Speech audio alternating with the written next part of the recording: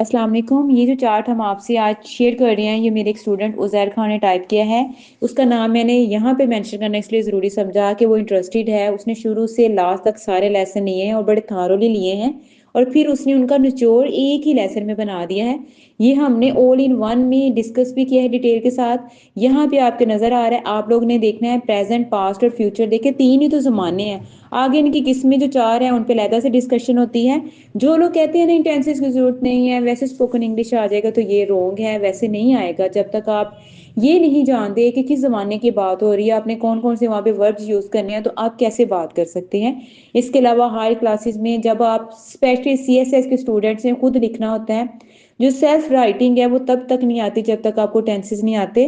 तो आप लोगों ने हमारे चैनल का विजिट करना है, वीडियो को लाइक करना है, शेयर करना है और कमेंट सेक्शन में जरूर बताना है आपको वीडियो कैसी लगी है। और आपने इस बच्चे की एफर्ट्स को भी अप्रिशिएट करना है। इंशाल्लाह मिलते हैं नेक्स्ट वीडियो के साथ। अल्लाह।